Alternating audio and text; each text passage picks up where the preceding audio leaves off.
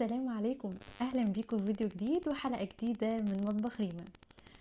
حلقة النهاردة من الحلقات الجميلة جدا. معانا منتج ومعانا جهاز من الاجهزة اللي بنهتم جدا ان احنا نشتريها في البيت.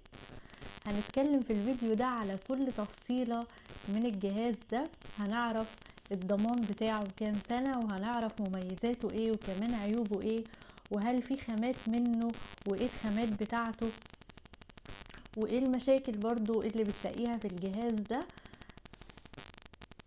هنتعرف على اشكاله والوانه وكمان الاحجام بتاعته عاملة ازاي، والماركات والبراندات طبعا اللي بنحب دايما ناخد فكرة عنها في الاسواق. فهنعرف كل التفصيلات ديت والتفاصيل برضو بتاعة الفيديو طول ما احنا شغالين مع بعض خلال الفيديو. بس ما تنسيش اللايك الحلو للفيديو والشير طبعا، وفعلي الجرس عشان يوصلك كل الفيديوهات الحلوة. يلا نبدأ حلقتنا. فيديو النهاردة زي ما قلتلك من الفيديوهات الجميلة جدا والخفيفة والسريعة، وطبعا هنتعرف على جهاز ومنتج كده حلو قوي بتحب دايما تشتريه كل عروسة. واي حد طبعا في البيت بيحب طبعا يشتري الجهاز ده، لانه من الاجهزة برضو يعني العملية والسريعة في نفس الوقت في تحضير الحاجة. معايا غلاية مية بالكهرباء. نوع الغلاية ديت من الانواع جميلة قوي، وفي نفس الوقت على قد المميزات اللي فيها برضو كام حاجة كده لازم ناخد بالنا منها. مش عيوب ولا حاجة، بس هي حاجات لازم ناخد بالنا منها واحنا بنشتريها وقبل ما نشتري الجهاز ده. تمام، عشان طبعا من خلال المعلومات ديت هتقرري ان انتي تشتري حاجة تانية او تخليكي برضو على نفس الجهاز، مع العلم ان هو بيبقى فيه برضو كام تركاية كده نكون واخدين بالنا منها. تمام، الجهاز ده غلاية مية بالكهرباء 1500 واط. تمام، و1.5 لتر او لتر ونص. تمام، هو مكتوب على الكرتون من بره بالشكل ده. تمام، والغلاية دي طبعا ستانلس ستيل او ستانلس بالشكل ده كده واضح قدامنا. الغلاية ديت انا كنت فاتحة الكرتونة بتاعتها، وهنبتدي كده نشوف الجهاز عامل ازاي من جوه ونتعرف على كل تفاصيل الفيديو. فتابعيني كده واحدة واحدة وهنشوف. تمام، الكرتونة بتاعتي بالشكل ده زي ما قلتلك انا كنت فاتحاها كده. تمام، دي ورقة الضمان بتاعتها او الكتالوج او كده، هنتعرف عليها دلوقتي ونشوفها. عندي الجهاز بيبقى عبارة عن قطعتين بالشكل ده. الكاتل بيبقى موجود في الكيسة بالشكل ده. تمام، وكمان معاه الجهاز التاني او القاعدة بتاعة الكاتل او الغلاية. تمام كده، هنبتدي نشوف كده الكاتل عاملة ازاي. بتبقى موجودة في كيسة بالشكل ده. وعايزة اقولك ان الكاتل ديت انا لما اشتريت منها نوع كمان، يعني اشتريت منها قطعتين بدل قطعة واحدة، عشان بجد عجبتني قوي لانها عملية وخفيفة، وفي نفس الوقت تحضيرها للحاجة سريع، وخامتها حلوة، وسعرها مناسب جدا جدا، وهنتعرف على سعرها دلوقتي. وكمان شكل الكاتل من بره شيك جدا. نوع الستانلس ده جميل خالص وقوي وكويس.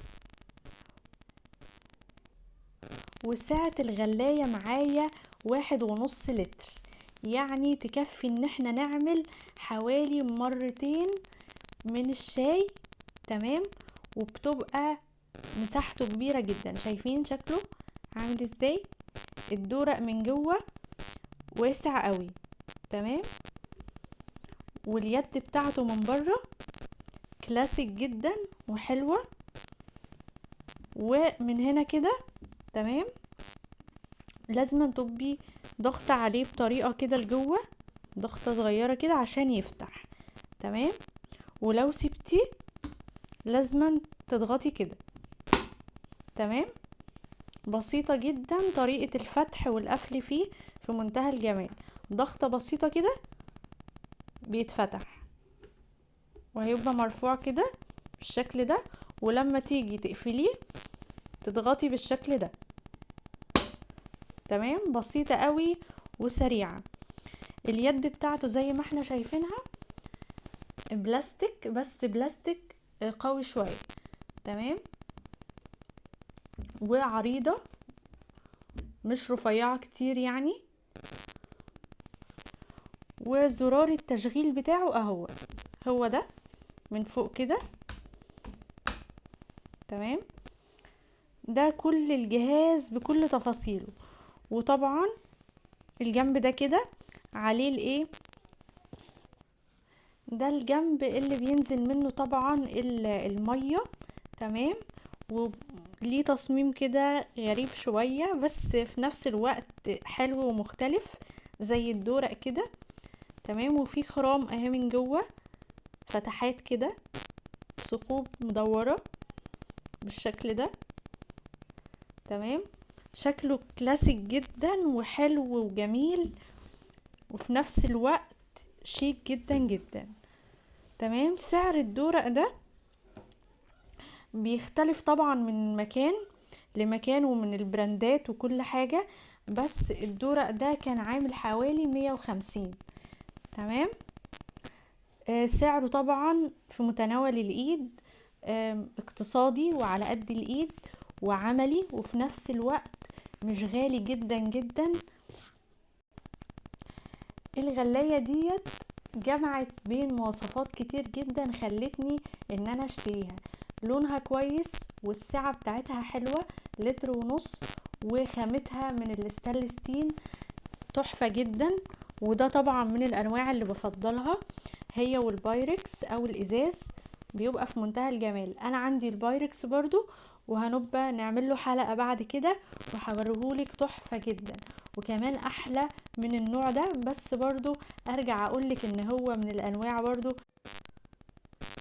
فلو عايزة الكاتل ده تستخدميه للنادي او للشغل او للجيم او لاي مكان كده بنقضي فيه نص ساعة او حتى اكتر من ساعة، فده من الحاجات الجميلة جدا وانصحك فعلا تشتريها. تمام. لو بنقارنها ما بينها وما بين البايركس، فهتلاقي البايركس والازاز افضل طبعا. وده ما يمنعش ان احنا نشتري من النوع ده لانه فعلا من الانواع الجميلة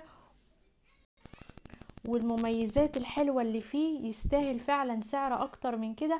وما كنتش متوقعة ان السعر ده يبقى موجود في الغلاية او الكاتل دي. تمام. الالوان بتاعته في منها الاسمر وفي منها الازرق.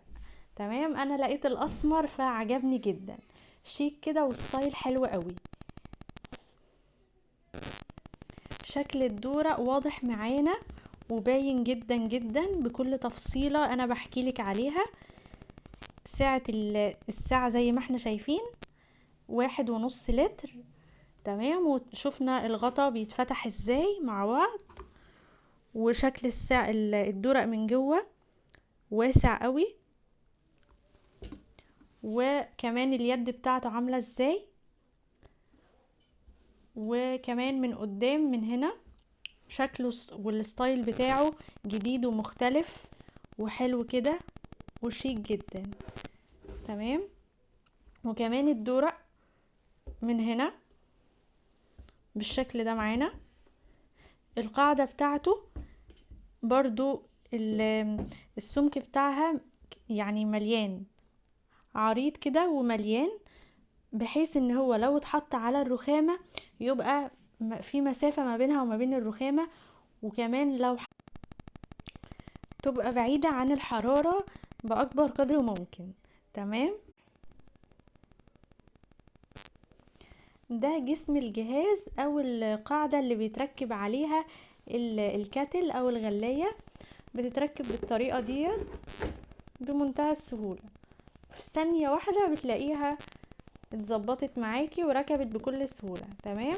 وده طبعا السلك بتاعها. تمام. والفيشة. تمام كده. بسيطة جدا واستخدامها عملي وبسيط وسهل وما فيهوش اي تعقيدات خالص. اتعرفنا في الفيديو ده على كل تفصيلة للكاتل او لغلاية المية للمشروبات السخنة في فصل الشتاء. عرفنا الوانها عاملة ازاي وخامتها عاملة ازاي وكمان السعر بتاعه. ونيجي لاخر حاجة وهي الضمان. الضمان طبعا هو حسب استخدامك للحاجة، مهما كانت الاجهزة اللي احنا بنستخدمها، حسب استخدامنا للحاجة هو ده اللي بيحدد فعلا عمرها الافتراضي معانا. تمام. بس يعني ماكسيموم الغلاية الحلوة ديت ممكن تقعد معاكي حوالي سنة اكتر حاجة. تمام. بعد كده طبعا بتلاقيها لونها بدأ يتغير، وبيبدأ فيها برضو شوية علامات او تغيرات كده على شكل الحاجة. وبتلاقيها طبعا مش صحية كتير ان احنا نستخدمها، فنراعي كويس واحنا بنشتريها ان احنا ممكن يحصل اي مشكلة في اي وقت واحنا بنستخدمها. تمام. ده برضو ما يمنعش ان هي كويسة، بس في نفس الوقت ناخد بالنا واحنا بنشتريها. ومعلومة مهمة جدا وملحوظة بتهم كل عروسة، لو فعلا عايزة تشتري غلاية يكون سعرها حلو وخامتها برضو كويسة وفيها كل المواصفات الحلوة، فالبايركس هو احسن حاجة. تمام. وفي انواع زي الجرانيت موجودة دلوقتي في السوق وفي اي هايبر ماركت والمحلات اللي هي بتبقى كبيرة فيها اجهزة والمعارض، فهتلاقيها متوفرة وهتحصلي عليها بمنتهى السهولة. الكتالوج اللي انا قلتلك عليه اول الحلقة هو بالشكل ده كده، ورقة واحدة بس بتكون مع الجهاز وشكلها بالطريقة دي قدامنا، معلهاش اي حاجة خالص غير الشرح اللي هو بالانجليزي ورا. تمام. بالشكل ده. في طبعا طريقة الاستخدام عاملة ازاي قبل ما نستخدمها، في التعليمات بتاعتها. تمام. وكل تفصيلة كده خاصة بالجهاز هتلاقيها مكتوبة، بس الشرح بالانجليزي. تمام. ملهوش شرح طبعا بالعربي هنا، ده بس الورقة اللي بتبقى موجودة معايا. ده فيديو بسيط ومفصل عن غلاية المية او سخان المية الكهربائي للشاي او للمشروبات السخنة. ما تنسيش طبعا اللايك الحلو للفيديو والشير، واكتبي لي رأيك في الحلقة في التعليقات، واستنيني فيديوهات احلى واحلى من مطبخ ريما. سلام.